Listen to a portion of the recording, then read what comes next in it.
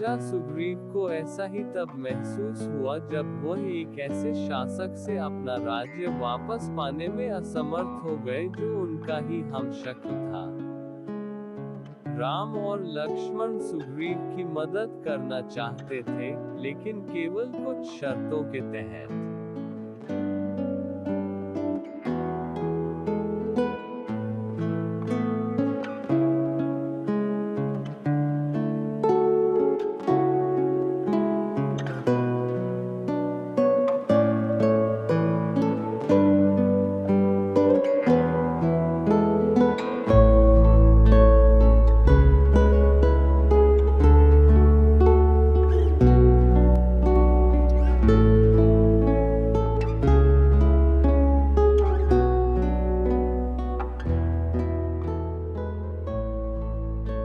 राम रावण गाथा के दौरान किशजुंधपुर के विद्याधारी राजा और हनुमान के रिश्तेदार सुग्रीव को गहरे संकट का सामना करना पड़ा।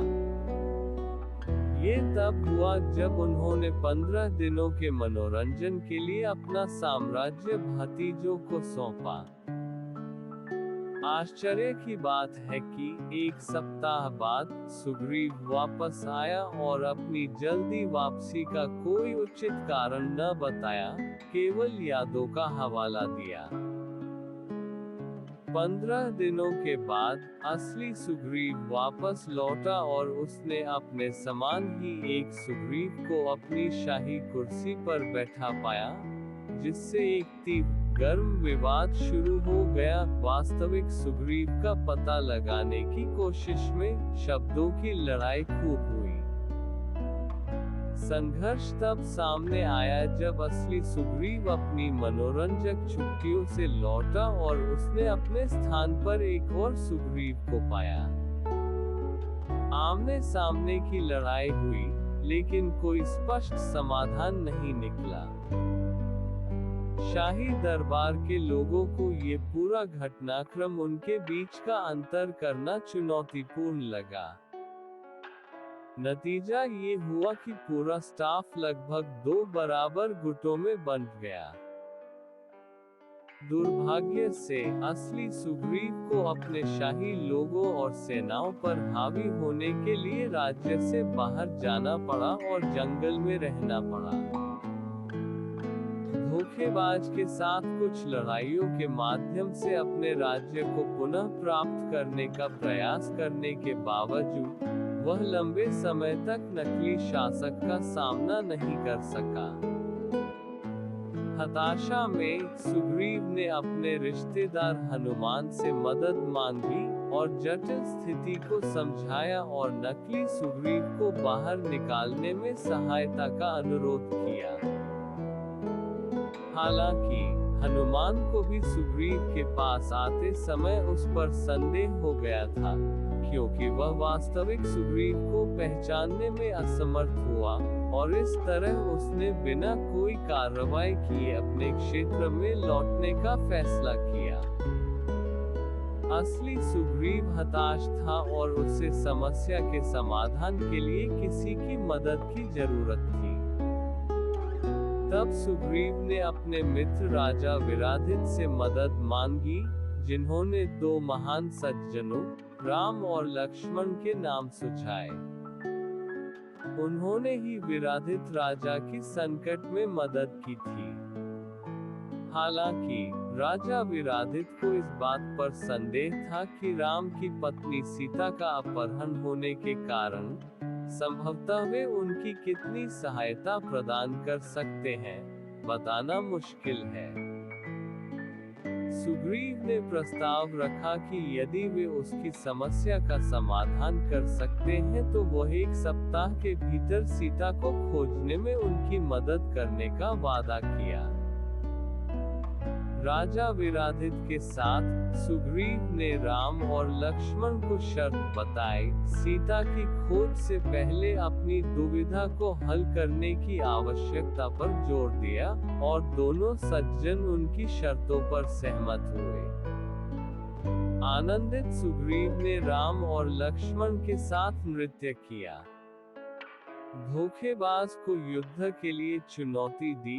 दोनों सेनाएं युद्ध के मैदान में एक दूसरे से भिड़ गईं और एक बार फिर असली सुग्रीव ने खुद को हार के कगार पर पाया। अपने संकट में सुग्रीव ने राम और लक्ष्मण से सहायता की गुहार लगाई। दोनों भाई मुस्कुराते हुए पास आए और कहा कि ऐसा लगता है कि उसे उनकी सहायता की आवश्यकता नहीं है। उन्होंने उससे पीछे की ओर जाने को कहा और उनका जादू देखो। राम ने अपने धनुष की जोरदार टंकार से एक शक्तिशाली कंपन ध्वनि उत्पन्न की, जिसके कारण नकली सुग्रीव के अंदर की देवी को छोड़ने के लिए मजबूर कर दिया। लक्ष्मण ने उसे इस कृत्य में पकड़ लिया और उसने मंत्र के अभ्यास के माध्यम से उसे बुलाने वाले तक पहुंचने के अपने कर्तव्य को समझाते हुए क्षमा की भीख मांगी। उनकी मजबूरी और लाचारी को सुनकर राम ने देवी को लक्ष्मण से छोड़ने को कहा। डुप्लीकेट सुग्रीव अपने मूल रूप में प्रकट हो गया। ये देखकर सेनाएं वास्तविक सुग्रीव के साथ जुड़ गईं, जिससे उसे अपना शाही सिंहासन पुनः प्राप्त किया। सुग्रीव ने अपना सिंहासन पुनः प्राप्त कर लिया तथा राम और लक्ष्मण के लिए एक नया महल खोल दिया। हालांकि खुशी में मगन होने के कारण वह उनसे अपना वादा भूल गया। सीता की खोज में बिना कार्रवाई के एक सप्ताह बीत गया। ये जानकर लक्ष्मण क्रोधित हो गए और सुग्रीव को पाठ सिखाने हेतु तैयार हुए। नियुक्त सेवादार ने सुग्रीव को लक्ष्मण के इरादों की जानकारी दी। सुग्रीव क्षमा की भीख मांगते हुए भाइयों के पास गया और तुरंत गहन खोज के लिए कार्यवाही की तथा एक बड़ी टीम बनाई। टीम का एक सदस्य एक ऐसे व्यक्ति के साथ लौटा जो सीता के अपहरणकर्ता को जानता था। इस व्यक्ति ने अपना परिचय सीता के भाई भामंडल के सेनापति के रूप में दिया। उन्होंने बताया कि वह भी अपने विमान से जा रहे थे और उन्होंने सुरक्षा के लिए चिल्लाने की आवाज सुनी। उन्होंने बताया कि कैसे उन्होंने अपहरणकर्ता रावण को हवा में लड़ने के लिए चुनौती दी थी। अंततः वह हार गए क्योंकि रावण ने उनकी शक्तियों को नष्ट कर दिया था और फिर उन्हें एक अलग द्वीप पर फंसा छोड़ दिया गया था। कमांडर ने कहा कि वह हताश था और उसे बचाने के लिए किसी का इंतजार कर रहा था। सौभाग्य से इस स्क्वाड्रन सदस्य ने उसे अपने विमान से देख लिया। उन्होंने पुनः पुष्टि की कि रावण सीता का अपहरण करता है। लक्ष्मण ने क्रोधित स्वर में प्रश्न किया कि रावण कौन है और उसे नष्ट करने की प्रतिज्ञा की। शक्तिशाली रावण से सीता को बचाने की चुनौती की विशालता को महसूस करके अन्य लोग दंग रह गए। भाइयों को सलाह दी गई कि वे सीता को भूल जाएं और विद्याधरी परिवार की किसी अन्य सुंदर लड़की से विवाह कर लें। लक्ष्मण ने रावण को मारने का दृढ़ संकल्प व्यक्त करते हुए इस विचार को दृढ़ता से खारिज कर दिया। ऐसा इसलिए था क्योंकि मुनि राज के अनुसार रावण को केवल नारायण ही मार सकते थे। नारायण होने का दावा करते हुए लक्ष्मण को नारायण के स्वरूप में अपनी पहचान साबित करने की चुनौती दी। परीक्षण हेतु एक भारी पर्वत को उठाने का था। लक्ष्मण उसे उठाने के लिए तैयार थे। अगली सुबह हर कोई नारायण के रूप में लक्ष्मण की शक्ति का आकलन करने के लिए एकत्र हुआ।